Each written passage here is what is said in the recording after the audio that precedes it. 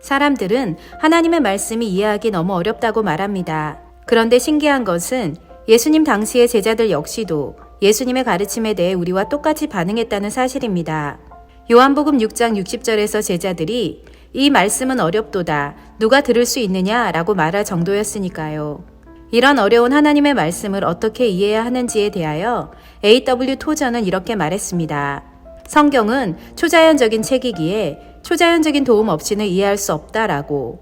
네, 그렇습니다. 하나님의 나라는 세상의 상식과 원리로 규정 짓기에는 달라도 너무 다른 나라입니다. 그렇기 때문에 우리가 사는 지구에서의 삶의 원리를 적용해서는 그 나라를 이해할 수 없습니다. 예수님의 비유 중 큰 포도원을 가진 주인이 많이 일한 일꾼과 적게 일한 일꾼들 모두에게 똑같은 일당을 준 이야기가 있습니다. 주인은 자신의 포도원에 필요한 만큼의 일꾼을 고용하고 그들에게 일당을 약속합니다.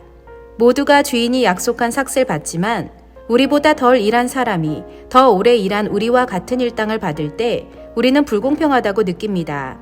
만약 여러분이 동료 중에서 주당 3시간만 일하고 40시간 일한 당신과 똑같은 월급과 혜택을 누리고 있다는 사실을 알았다면 어떤 기분이시겠습니까?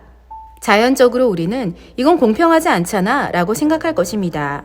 우리 사회에서 공평한 것은 근무 시간에 따라 정당하게 대접받는 것이지만 하나님 나라는 우리의 생각과는 조금 다릅니다. 즉, 예수님은 이 비유를 통해 근로 규정이나 공평에 대해 말씀하시는 것이 아니라 하나님 나라에서의 통치 원리를 말씀하고 계십니다.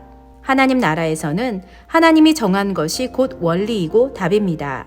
다시 말해 시장 원리는 근무 시간에 따라 우리의 가치를 책정하지만 하나님 나라의 원리는 우리가 어디에 소속되어 있느냐에 따라 그 가치가 달라집니다. 하나님 나라의 기준은 수가 아니라 질인 것입니다. 포도원의 주인은 포도원 바깥에서 세워진 규정이나 방식을 신경 쓰지 않습니다. 비록 시장 원리와는 다르다 할지라도 주인은 자기 마음대로 포도원을 운영할 자유가 있습니다. 왜냐하면 자신의 것이기 때문입니다. 마트에 가서 채소를 살 때는 정해진 가격을 지불해야 살 수 있지만 우리가 소유한 밭에서 난 채소는 우리 마음대로 누구에게든 줄 수 있고 또 우리가 정한 가격으로 팔 수도 있는 것과 같은 이치입니다. 마찬가지로 하나님의 나라는 하나님이 가지신 최고의 권위와 통치 원리에 따라 다스려지는 하나님의 사적인 나라이기에 사람을 위한, 사람에 의한, 사람의 정부인 민주주의와는 다른 원리가 적용되는 곳입니다. 그렇다면 우리는 어디에 소속되어 있습니까? 만약 우리가 세상에 속해 세상에서 만들어 놓은 시장 원리에 따라서만 인생을 살아간다면 그 규정을 따라 사는 것이 마땅합니다. 하지만 만약 우리가 하나님의 통치 원리에 따라 다스려지는 하나님의 포도원에서 살아간다면 하나님 나라의 원리에 따라 사는 것 또한 마땅할 것입니다. 우리의 소속이 정해지면 우리는 그 나라의 가르침에 따라 살기 위해 노력해야 합니다.